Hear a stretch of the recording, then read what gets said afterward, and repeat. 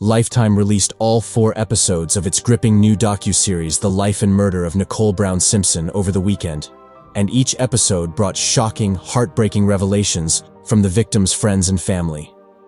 The series charts the tumultuous relationship between O.J. Simpson and girlfriend-turned-wife Nicole Brown Simpson, which Nicole's friends and family said included domestic violence and sexual abuse from the very start. O.J. was accused and eventually acquitted of the brutal stabbing murders of Nicole and her friend Ron Goldman outside Nicole's Brentwood, Los Angeles, home on June 12, 1994. However, in 1997, he was found liable for the killings after a civil suit brought by the victims' families and ordered to pay $33 million. In the new docuseries, friends and family describe the difficult circumstances surrounding Nicole's short life and brutal death at 35, and say they know exactly who was responsible. He ed up our whole family, Denise says of O.J.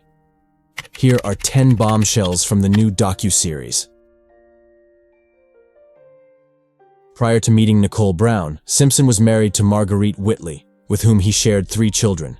The pair divorced in 1979, and in the docuseries, a now-retired Los Angeles police officer recalls responding to a report of domestic violence at the couple's home in the 1970s. "We were met at the door by a woman," says Terry Shower, who arrived at the home with another officer. She had got into an argument with her husband, and during the course of the argument he became violent with her, struck her, and, as I recall, pulled out some of her hair. My memory is that there was a clump of hair on the floor in the entryway of the home. Shower adds, "She declined to report and wouldn't sign a report. She said, 'My husband's O.J. Simpson, the football player.'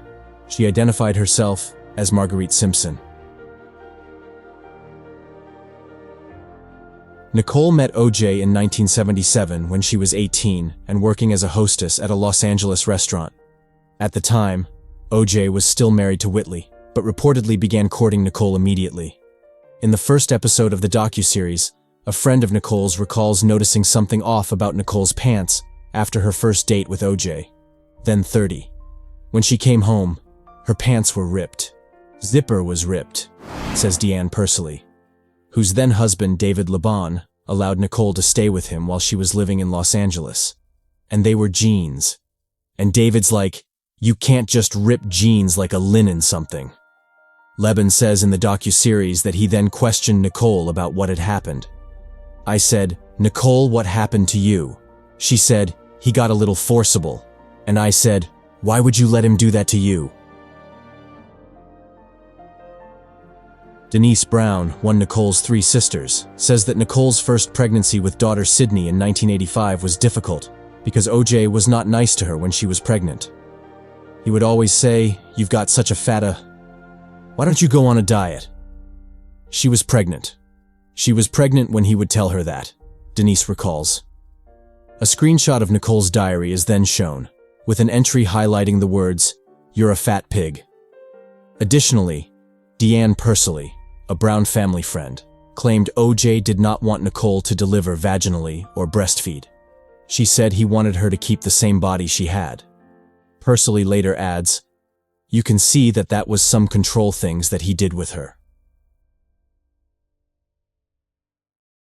After filing for divorce from O.J. in 1992, Nicole experienced a brief moment of excitement and independence, including dating and living on her own with their 2 children, Sydney and Justin. According to her family and friends, O.J. was jealous of her relationships with other men and stalked her, sometimes hiding in bushes outside her house.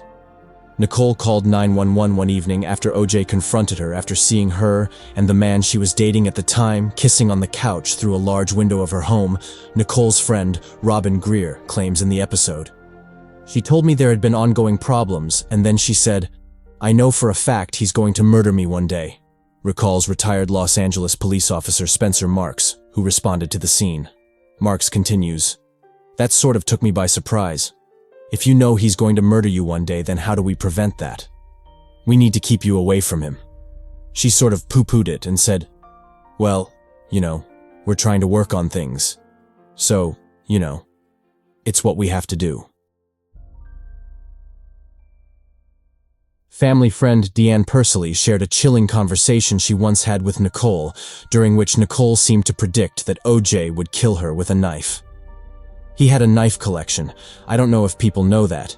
He was very good with knives, Pursley explains of OJ, who she says was very proud of a ceremonial sword he owned, among other knives. Pursley adds that once, Nicole said at dinner that she had fears of being attacked from behind and slashed by a knife.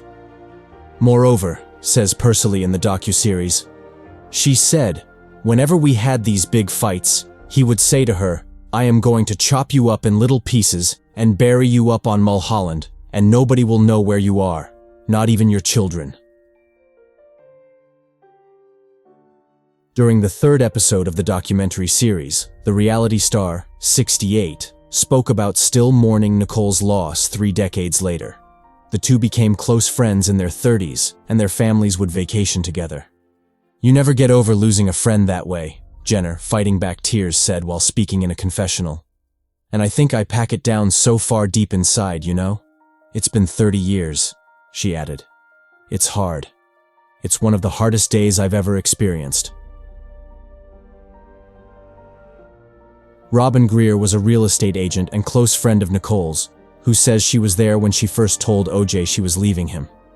Nicole called me and asked me to go to lunch, and that's when she told me that she was going to leave OJ, says Greer. Nicole continued, I need to get away. I need to get out of the house, and I want you to tell him.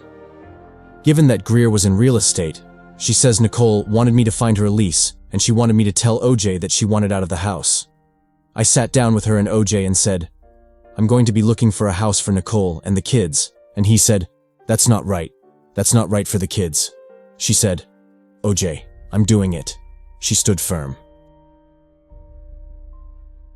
The Brown sisters, as well as family friends, share that OJ had a close relationship with Nicole's parents, Juditha and Louis Brown. They say that often when the pair got into an argument, OJ would be the first to reach out to the elder Browns. He felt like he could call her anytime, and he would, Denise Brown says of OJ and her mom. At Nicole's funeral, family friend Deanne Pursley recalls a tense moment between Dita and OJ, who'd attended despite the speculation around his involvement in the murder. He got into the car with Dita, so I got in too, Pursley says in the docuseries. Dita turned to him at one point and said, Did you do this? And he just looked down and said, Dita, I loved her. I loved her too much. I was like, he is going to say he did this. But he didn't. He just said he just loved her too much. Former officer Tom Lang shares that there were key pieces of evidence that never made it to trial, including a set of keys to Nicole's home that she had told friends were missing days prior to her murder. After searching OJ's belongings, Lang says officers found keys to Nicole's property. I think that there may be a possibility that these may be the keys that Nicole has complained that she was missing, Lang says of his initial suspicion. Once it was proven they were in fact keys to Nicole's home, officers felt they had a key piece of evidence. We know that Simpson took those keys from the house prior to the murders, Lang says. But, he adds, those keys were never brought in as evidence. Nicole Brown Simpson's parents and sisters took care of Sydney and Justin in the immediate aftermath of her murder. But OJ gained custody, and her sisters Denise, Dominique, and Tanya eventually lost touch with their niece and nephew, though they are in contact now. Nicole's sisters recently said that only by watching the documentary series did they learn about the difficulties Sydney and Justin have faced while living with OJ. We found out a lot of things went down in Florida, Dominique says of where OJ relocated with Sydney and Justin. 911 calls with the kids saying, Daddy, stop, their house getting raided, just chaos, she says. I made a promise to Nicole that I would do everything in my power to protect those kids as long as they were around us, she says tearfully in the docuseries.